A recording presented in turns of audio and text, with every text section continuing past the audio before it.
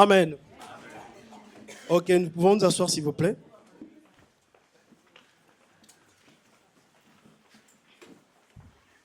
Pour moi, c'est un privilège d'être au milieu de vous ce soir. Je bénis le Seigneur de cette opportunité que Dieu m'a accordée d'être avec vous.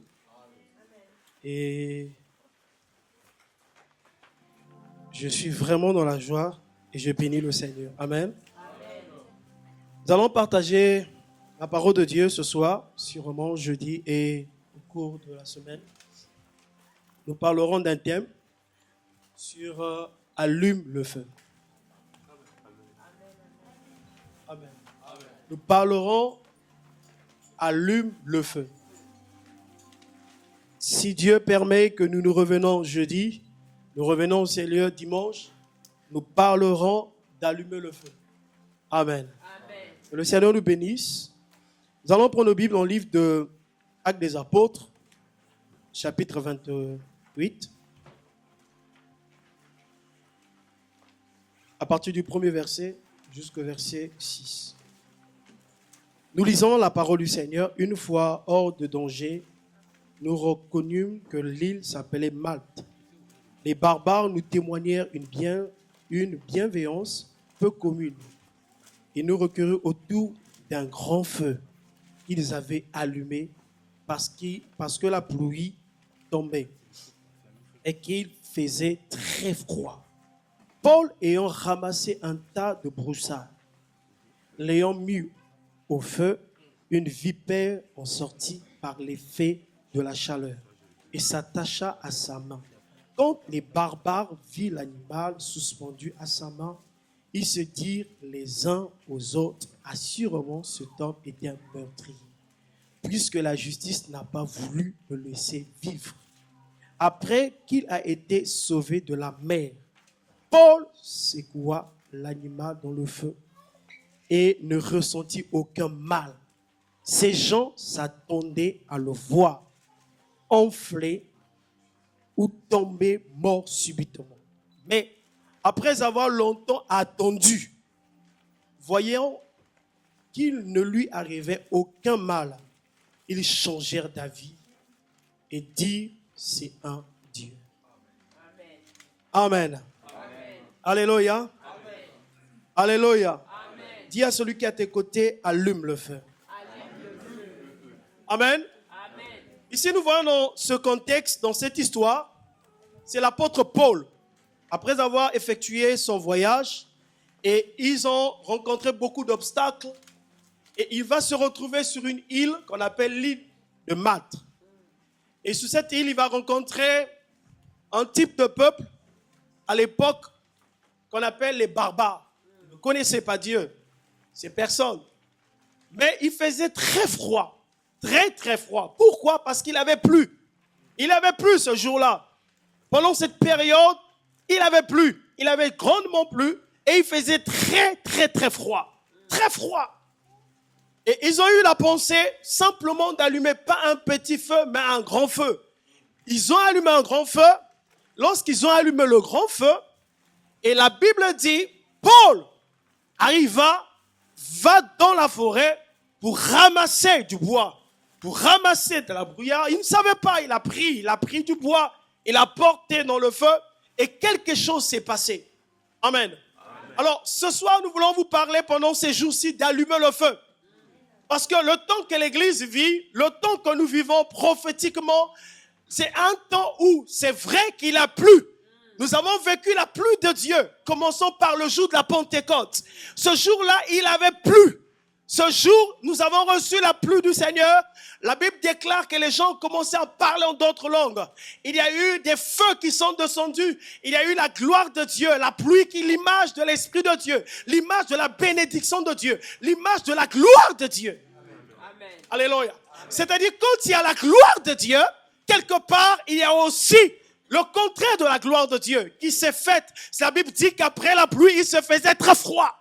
L'église qui était forte, l'église qui était puissante, l'église qui était dans la chaleur de la prière, mais l'église aujourd'hui vit dans une période, dans une époque où l'église est devenue très froide. Amen. Amen. Alléluia. Alléluia. Même dans les foyers, même dans les maisons, même dans les couples, même dans les ministères, même dans les départements, même dans nos vies personnelles, le jour où nous avons reçu le Saint-Esprit, le jour où nous avons rencontré Dieu, nous étions remplis de la chaleur de Dieu, remplis de la gloire de Dieu, remplis de la flamme de Dieu. Amen. Dieu nous a bénis, il nous a donné des dons spirituels, il nous a remplis. Mais au cours du temps, nous sommes devenus très froids. L'église est devenue très froide. Il faisait très froid en cette époque. Il faisait très froid comme dans cette époque que nous vivons. Beaucoup d'églises, beaucoup de chrétiens vivent la fraîcheur. Il n'y a plus rien. Lorsqu'il fait très froid, l'unique chose que vous avez plus ou moins expérimenté, c'est que vous voulez un chauffage. Alléluia. Amen. Alléluia. Est-ce que quelqu'un peut acclamer le Seigneur pour lui-même? Ici en France, là où vous êtes, il n'y a pas de maison qui n'a pas de chauffage. Parce qu'il y a des temps. Le temps d'hiver, quand il arrive, plusieurs personnes, aller même dehors, c'est des problèmes. Ils restent dans la maison parce qu'il y a un chauffage. Quand il n'y a pas de chauffage, ils sont obligés de prendre du thé, de prendre quelque chose de chaud pour pouvoir réchauffer le corps. Parce que le corps est habitué à ce qui est chaud et non à ce qui est froid. Amen. Alléluia. C'est pour ça que la Bible dit que Dieu vomira comme par rapport à dans l'Apocalypse. Il dit, je sais que tu n'es ni chaud ni froid. Je te vomis. J'aimerais dire à quelqu'un ce soir, j'aimerais dire à un couple ce soir, j'aimerais dire à une sœur ce soir, même ta maison, même ton foyer, même ton mariage est rentré, la fraîcheur est rentrée. La flamme d'amour que tu avais à l'égard de ton mari à l'époque, vous pouvez passer plusieurs temps, vous vous regardez, vous parlez ensemble, vous causez, vous parlez de tout et de rien. Mais aujourd'hui, vous êtes devenus froid. Chérie, bonjour, ciao, ciao. Alléluia. Il n'y a même plus de temps de dire quelque chose, de pouvoir exprimer une parole d'amour à ton époux ou à ton épouse. Pourquoi? Parce que le foyer, la fraîcheur.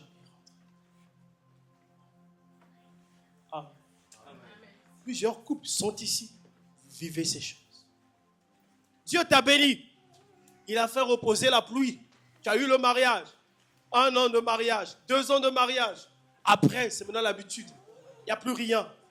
C'est maintenant, bon, on est là. Bonjour. Même pour dire chérie, c'est un problème. Il dit papa de X. Papa de Christ, bonjour. C'est pas papa de X, mais c'est ton mari. Alléluia. Alléluia. Allume-le.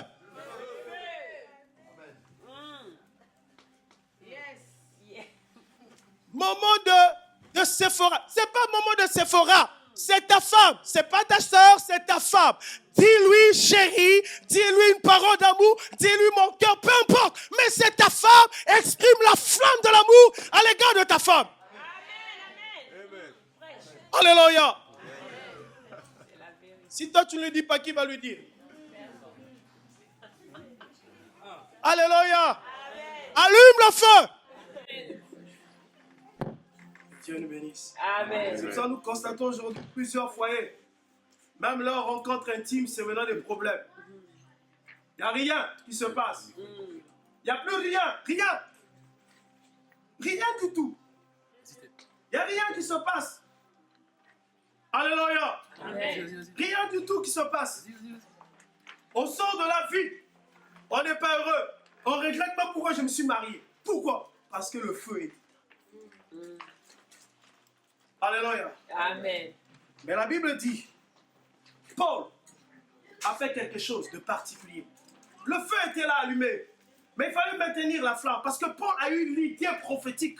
Même si le feu est allumé, même s'il y a une flamme de feu quelque part, il faut la maintenir. Amen. Le grand problème des chrétiens, c'est que nous allumons le feu par des sentiments. Nous allumons le feu par effraisance. Pas compris. Il y a l'effraisance. Non, nous sommes là. Oui. Mais après, le feu, on ne le maintient pas allumé parce que nous rentrons dans le péché. Nous nous vautrons dans le péché.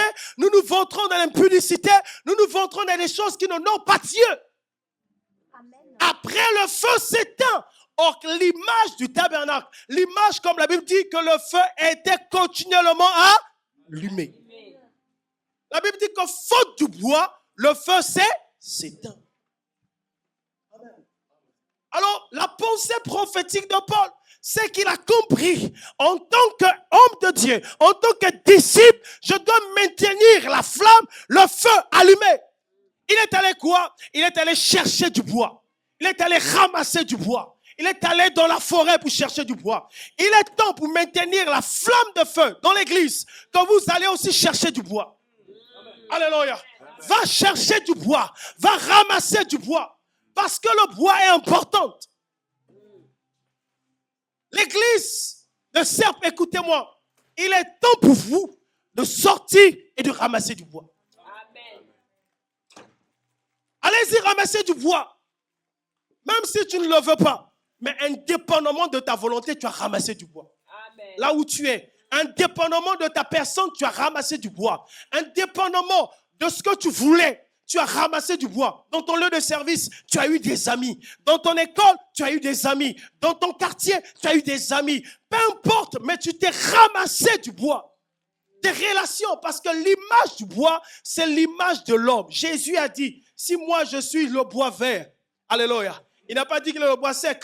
Il a dit qu'il est le bois vert. Pour quelle raison il est le bois vert? Parce qu'il contient en lui de l'eau. Or, la Bible dit, il a dit à cette femme samaritaine, si tu savais le don de Dieu qui était sur moi, je te donnerai de l'eau de vie et tu ne viendras plus puiser de l'eau d'ici. Alléluia. Est-ce qu'il y a quelqu'un qui me saisit? Amen. Alléluia. Amen. Il dit, si on a traité durement le bois vert, à plus forte raison, vous le bois sec. Parce qu'il savait que par le bois sec, on peut prendre le bois sec, on l'amène au feu. Et quand il va brûler, vous allez remarquer que le bois qui était au devant bois commence à prendre la nature du feu. Amen. Alléluia. Je ne sais pas si tu m'as compris. Du bois au départ, on prend le bois, on vient mettre dans le feu. Donne-moi 5 minutes. Tu mets un feu et tu prends du bois. Tu mets dans le feu. Après 5 minutes, tu viendras trouver les sons. Tu ne vas plus voir le bois. Amen. Parce que c'est l'image de la parole qui donne la révélation des fils de Dieu. C'est-à-dire quand on prend du bois, on met dans le feu. Il prend la nature de Dieu, qui est le feu, qui est l'image de Dieu, la présence de Dieu. Alors, dans la présence de Dieu, il s'identifie à Dieu. Et après, il se retrouve que juste descendre, c'est-à-dire tout ce qui est mauvais.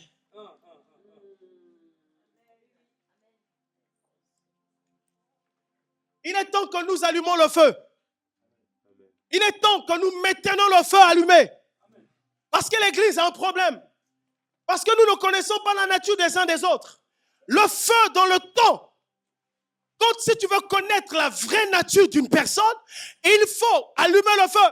Paul a ramassé du bois. Plusieurs personnes, nous avons ramassé des relations, des hommes, des femmes, des pasteurs, des églises, sans connaître leur état d'âme.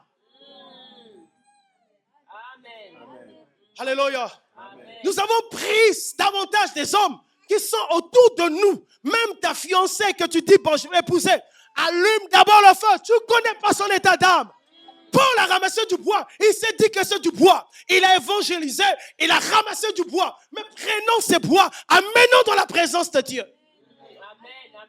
La Bible dit, offrons à Dieu des victimes spirituelles. Il a amené le bois dans la présence de Dieu.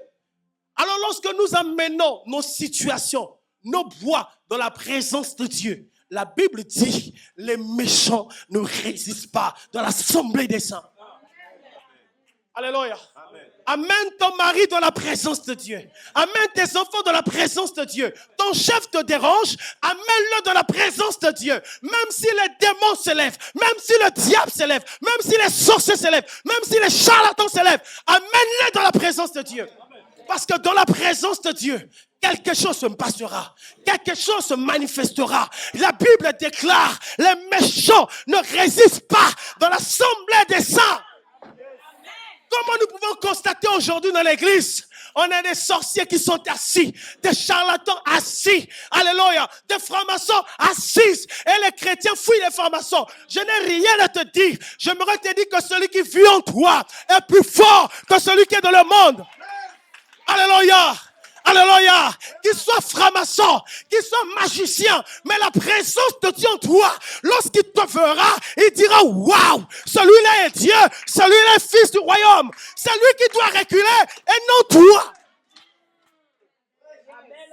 Alléluia. Est-ce que quelqu'un m'entend? L'église aujourd'hui, nous reculons. On chante, non, je ne veux plus reculer. Mais devant les charlatans, tu recules. Mais je te dis, je ne veux pas reculer. Même s'il faut mourir, je dois mourir. Mais parce que je sais une chose. Un homme est en train de mourir. Un homme était souffrant.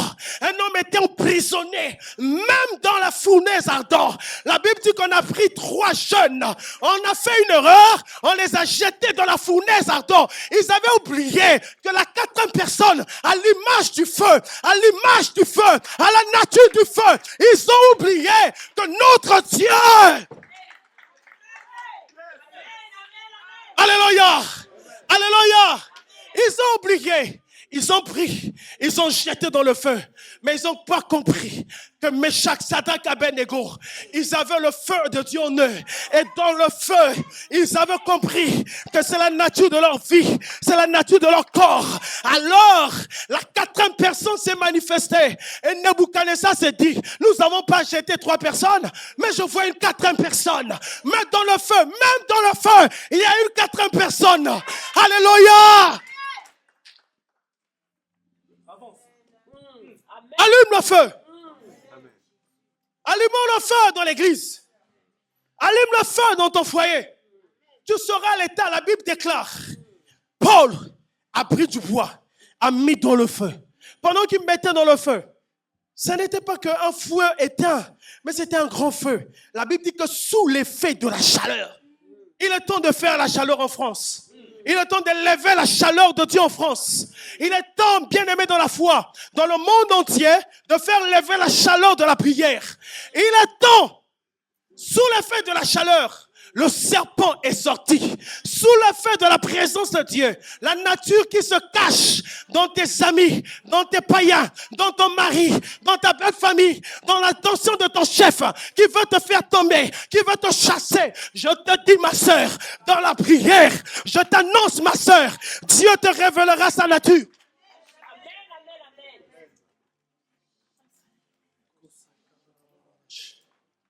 Alléluia. Nombreux, nous reculons parce que nous avons oublié ce principe d'allumer le feu pour connaître la vraie nature. La Bible dit qu'ils ont allumé le feu et il a mis du bois. La vraie nature de ces personnes sont manifestées. Tu ne connais pas quelqu'un, amène-lui dans la présence de Dieu. Amène ta famille dans la présence de Dieu. Amène ton foyer dans la présence de Dieu. Amène ta femme dans la présence de Dieu. C'est dans la présence de Dieu que tu vas connaître son état d'âme. Qui il est, qu'est-ce qu'il est.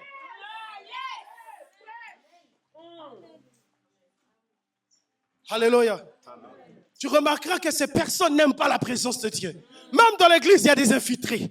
Même au milieu de nous, il y a des infiltrés. Mais je n'ai rien à dire. Mais moi, je t'invite seulement dans la présence de Dieu. Dans la présence de Dieu, même si tu es possédé, le démon partira. Parce qu'il connaît le feu. Il connaît. Lorsque Jésus approchait, ils ont vu Jésus, ils ont dit non, laisse-nous. Ce n'est pas encore le temps.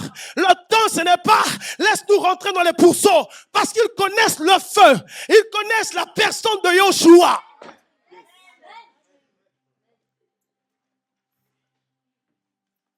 Alléluia. Il est temps d'allumer le feu. Allume le feu. Pour connaître la vraie nature de ces personnes. Tu fais du bien aux gens, c'est bien. Apprends à le faire avec sagesse, mais allume le feu. Nous sommes tellement naïfs. L'église est devenue très naïve à cause du manque de la présence de Dieu. Allons-y ramasser du bois. Allez-y dans les ruelles, allez-y dans les métros. Ramassez le bois. Mais quand vous allez les amener dans la présence de Dieu, vous verrez ce que Dieu fera. Les serpents vont commencer à sortir. Le diable fuira parce qu'il sait que là, il y a Christ. Amen. Amen. Alléluia. Amen. Est-ce que tu peux acclamer le Seigneur pour toi-même?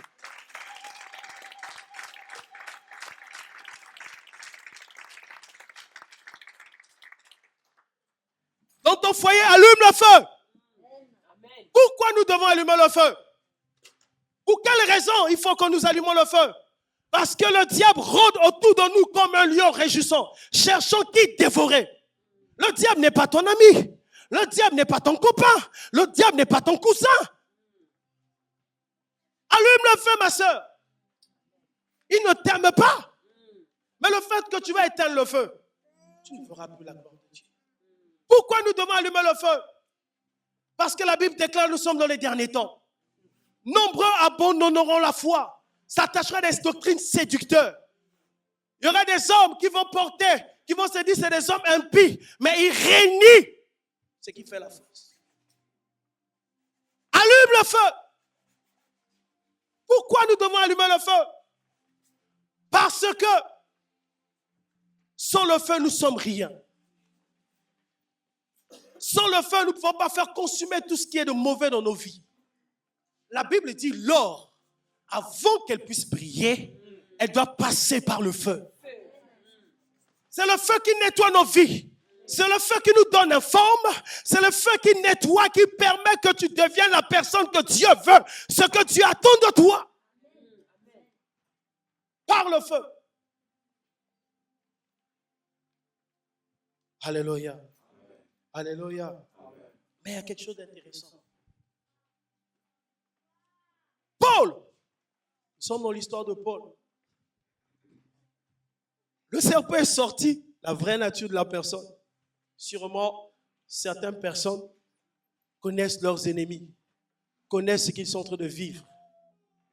Mais la Bible dit, les barbares observaient Paul. Ils regardaient Paul. Le serpent était dans ses mains. La Bible dit qu'il a pris le serpent et il l'a jeté dans le feu.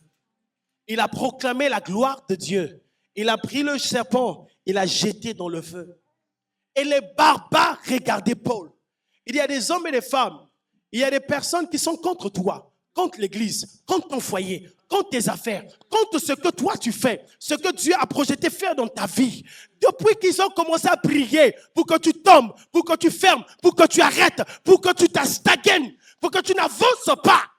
Ils sont en train d'observer. La Bible dit que les barbares regardaient. Si Paul devait mourir, si Paul devait tomber, si Paul devait s'enfler, si la morsure de Paul, de serpent, devait commencer à impacter la vie de Paul. Mais ils avaient oublié que le serpent des reins lui-même était dans Paul.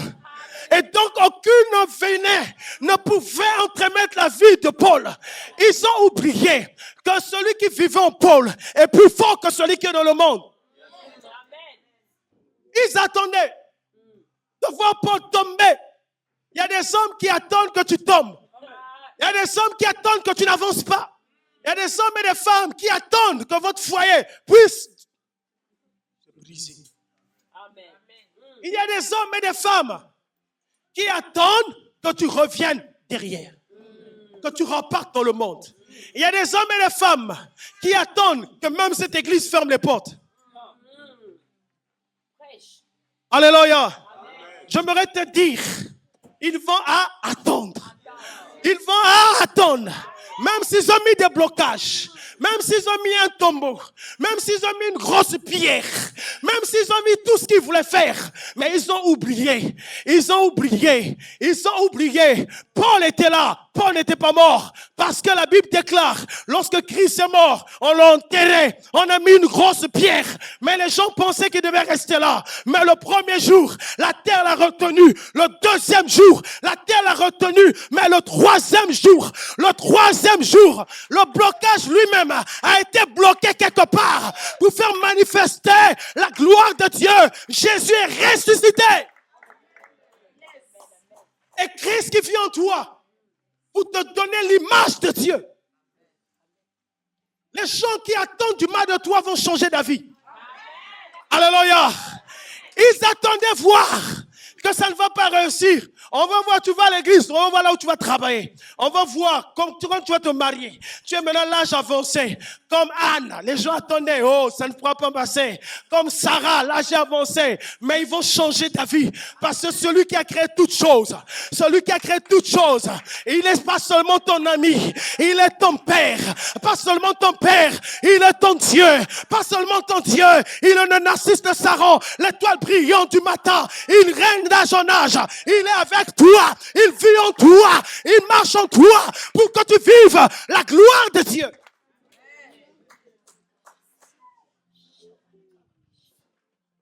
Amen. Ils attendent. J'aimerais te prophétiser dans ta vie. Ils attendront. Amen. Ils vont attendre. Peu importe. Parce que le feu est allumé. À cause de la présence de Dieu, quelque chose de mal ne pourra jamais t'arriver. Parce qu'il est écrit, avec Dieu, nous ferons des exploits. Il écrasera nos ennemis. Amen. Avec Dieu, nous ferons des exploits. Ça ne s'arrête pas là. Il écrasera nos ennemis. Ils vont changer. Ils vont changer de langage. La Bible dit que les barbares, ils ont attendu. Rien ne se faisait. Alors ils ont dit non. C'est pas possible. C'est pas possible. Ce que nous voyons là, c'est pas possible. Même s'ils veulent fermer, ils sauront que celui qui t'a appelé est le Dieu vivant. Celui qui t'a sauvé, il est le Dieu vivant. Celui qui t'a sauvé, il t'aime encore. Et la Bible dit, ils ont commencé à changer de langage. En changeant de langage, c'est comme Bartimée. Dans l'histoire de Bartimée, Bartimée est en train de crier. Il a entendu le fils de David passer. Il a entendu. Il s'est mis à crier, fils de David, aie pitié de moi. Amen. Fils de David, aie pitié de moi. Mais la Bible dit, les gens commençaient à taire Bartimée. Tais-toi. Il ne va pas t'écouter. Tu perds ton temps. Ce gars-là, ce n'est pas ton mari. Laisse tomber, ne prie même pas. Il y a des gens qui ont des ministères de découragement. L'onction de découragement. Ils ont la puissance de découragement. Ce sont des charlatans spirituels. Ils ne font que décourager. Vous dites non, calme-toi, tu es enfant. Parfois même toi-même, tu as un ministère en toi-même de découragement. Alléluia. Amen. Parce qu'il y a eu un enfant. La Bible dit, Jérémie, Dieu l'appelle. Il dit non, moi je suis un enfant. Alléluia. Il dit, qui t'a dit que tu es enfant? Moïse, Dieu l'appelle. Lui-même il dit, Seigneur, moi je ne sais pas parler. Lui-même il a un ministère en lui de découragement. À cause du feu, ça va partir. Ils ont commencé à décourager Bartimée. Mais Bartimée n'a pas regardé les découragements. Même si les gens disent non, c'est pas possible. Vous ne pouvez pas atteindre le monde entier. Oh, laissez tomber, c'est un feu de paille. Ok, nous on continue. On va voir celui qui nous a appelés est le véritable Dieu. Alléluia. Bartimée a continué à crier jusqu'à arrêter, attirer l'attention de Jésus. Lorsque Jésus va s'arrêter, Jésus ne va pas utiliser d'autres personnes. Il utilise les mêmes personnes. Ah, si tu peux acclamer le Seigneur. Jésus ne va pas chercher d'autres personnes. C'est les mêmes personnes que Jésus va utiliser. Il va les utiliser pour leur faire voir que ma fille est une princesse. Il ne faut jamais parler du mal. Parce que moi, l'Éternel Dieu, je marche avec elle. Elle a une promesse.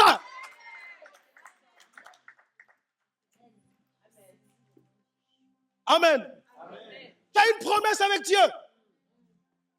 Bartimée, Jésus utilise les mêmes cas. Appelez-le. Ils n'ont pas eu le courage, ils viennent. On lui dit même pardonne-nous. S'il te plaît. Lève-toi, il t'appelle. Les gens changeront de langage à ton égard. Les gens changeront de langage pour ton ministère. Les gens changeront de langage pour ton foyer. Les gens changeront de langage sur ta nature, sur ton témoignage. Peu importe, même si ça a été salut ou pas. Mais les gens changeront de langage parce que celui qui t'appelait est vivant. Ce qui est intéressant, c'est la fin.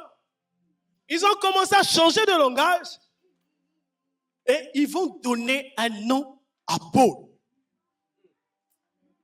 Ils vont dire, sûrement, cet homme est un Dieu. À cause de la présence de Dieu en toi, à cause du feu de Dieu en toi, les gens qui attendent infiniment la révélation des fils de Dieu liront en toi l'image de Dieu invisible qui s'incarne en toi parce qu'en étant dans la présence de Dieu, tu es influencé par lui, tu parleras comme lui, tu marcheras comme lui, tu agiras comme lui et que tu manifesteras la puissance de Christ comme lui. Le monde n'attend pas les théologiens. Le monde n'attend pas les blablabla. Le monde n'attend pas, non, il faut apporter. Non, le monde veut voir Christ en toi, Dieu en toi, la puissance de Dieu en toi. Alors ils diront, toi tu es un Dieu. Alléluia. Ils vont commencer à t'appeler, tu es un Dieu. Mais ils diront Dieu. Mais moi j'aimerais te dire, tu manifesteras la nature de ton Père. Parce que c'est normal. Parce que tu sors de lui. Tu as son ADN. L'ADN qui coule en toi, c'est l'ADN de Dieu qui est passé par Christ. Et en marchant par Christ, tu manifesteras la gloire de Christ. Amen.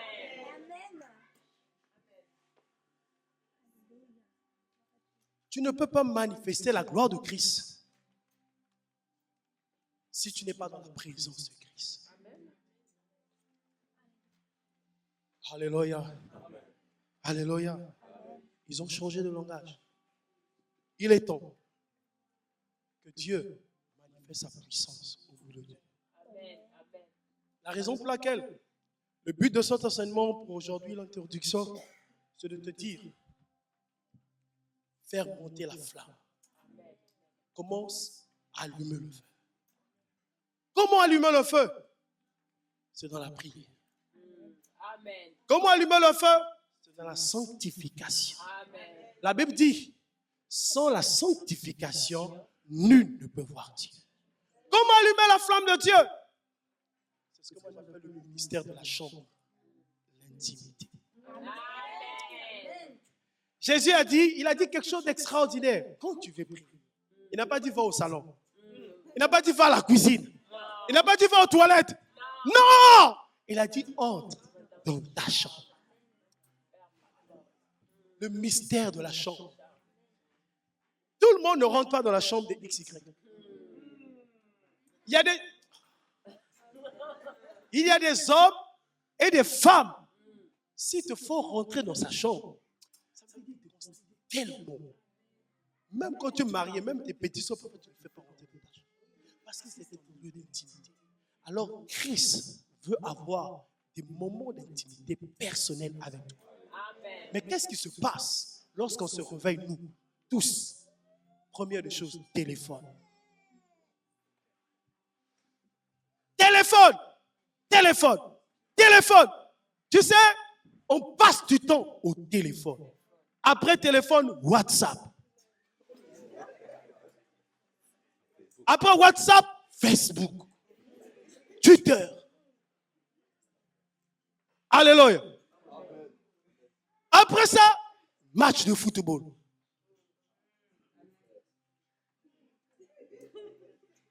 Toute la journée, téléphone, rien du tout, mais pas la présence de Dieu.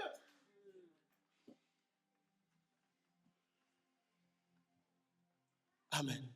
Amen. Alléluia. Amen. Alléluia. Il t'a eu. Le diable t'a eu. Tu passes plus du temps, il te distrait dans la journée. Son but, c'est de te distraire. Téléphone, boulot, cuisine, enfant, quoi. Toute la journée, de 24 heures à 24 heures. Tu n'as même pas de temps d'ouvrir la Bible, méditer la parole de Dieu, s'impliquer à toi, tu te poses. Non.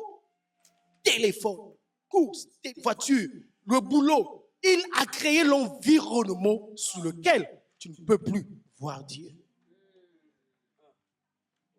Un homme de Dieu disait, au fur et à mesure que Dieu t'élève, au fur et à mesure tu n'auras plus assez de temps pour Dieu. Mais là, c'est là où se manifestent les vrais fils. Parce qu'ils savent que Dieu m'a élevé. Peu importe, même si je n'ai pas le temps, je dois créer le temps. Alléluia. Alléluia. C'est ça qui fera la différence entre fils de Dieu et un homme. Le fils comprend que Dieu m'a béni, Dieu m'a élevé, que ma bénédiction dépend de lui. Peu importe la source, c'est lui. Je dois créer du temps parce que la Bible dit la bénédiction de l'Éternel enrichit, ne suivie d'aucun chagrin. Alors je dois créer du temps pour être en intimité avec Dieu. Amen. Amen. Dieu élève Daniel à Babylone. Il était responsable, bien-aimé. Il était premier ministre. Il était conseiller, il faisait des choses. Même à ton époque, peut-être pas être directeur. Mais Daniel, peu importe, il avait du temps. Il priait Dieu le matin, il priait Dieu à midi, il priait Dieu le soir. La raison pour laquelle Dieu commençait à lui révéler des choses. Dieu commençait à lui faire voir des choses. Dieu commençait à se révéler à lui donner des révélations. Mais nous voulons rester terrestres. Comme des poulets, comme des coqs. Mais tu n'es pas coq, mais tu es un aigle. Tu dois voler. Alléluia. Apocalypse 3 te dit ceci. La Bible dit, l'ange me dit, monte. Alléluia. L'ange te dit, monte. Dieu n'a pas dilué. Même Christ, quand il est venu sur la terre, il n'a pas dilué la religion, le christianisme. Mais aujourd'hui, nous diluons le christianisme. Nous sommes devenus charnels. Nous sommes devenus tellement charnels, même les cultes sont charnels. Les délivrances charnelles. Alléluia. Est-ce que quelqu'un m'entend? Mais il faut que nous montons. Il a dit qu'il nous a placés, pas sur la terre. C'est vrai qu'on a des pieds sur la terre, mais dans les lieux élevés. Monte avec Dieu. L'ange te dit, monte. L'ange te dit, laisse la chair, laisse le comportement mondain, laisse cet accoutrement, monte avec Dieu. Fais quelque chose que le monde ne veut pas que tu puisses faire. Parce que ta vie ne dépend pas du monde, mais ta vie dépend de celui qui t'a appelé. L'ange te dit, monte. Quand tu as la présence de Dieu, il faut monter. Parce que l'ange te dit, monte. Lorsque tu monteras, la Bible dit, c'est alors, je te ferai voir des choses qui vont arriver. Dieu ne peut pas te révéler les choses qui vont arriver dans la nation, dans ta famille, dans ta propre vie, dans ton ministère, dans tout ce que tu fais, si tu ne montes pas. Est-ce que quelqu'un me saisit? Dis à celui qui est à tes côtés, monte. Monte avec Dieu. L'ange te dit, monte. Laisse la chair, bien-aimé, dans la foi. La Bible dit, ne vous comportez pas, ne vous conformez pas au siècle présent. Montons avec Dieu. Monte avec Dieu. Dieu te fera voir les choses qui vont arriver dans ta famille. Il ne peut pas arriver quelque chose dans ta famille si Dieu ne te parle pas.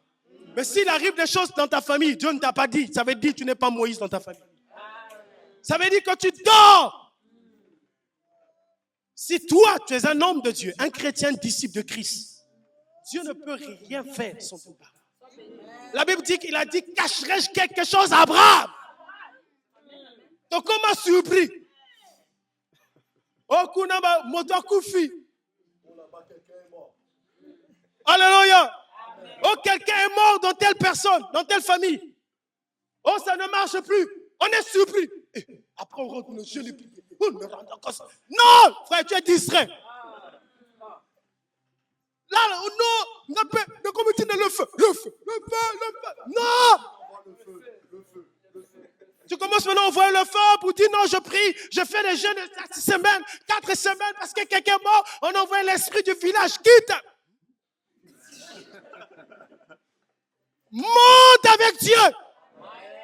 Et il te dira tout ce qui doit arriver. Et quand tu seras averti, tu diras à la famille, quelque chose arrivera. Et là, reconnaîtront que tu es le Fils de Dieu. Monte. Même Corneille, un païen, montait avec Dieu. Il a fait monter ses offrandes et ses prières. Un païen commence à dire à ses serviteurs dans sa maison, avec précision, allez-y dans telle ville, vous allez voir un homme, vous direz ceci, parce que Dieu m'a dit. Un païen? Parce qu'il a appris comment il faut monter. Il a fait monter à Dieu.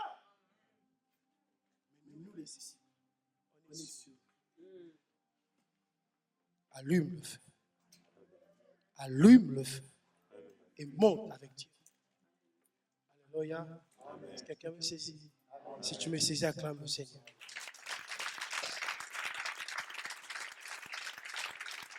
Allons.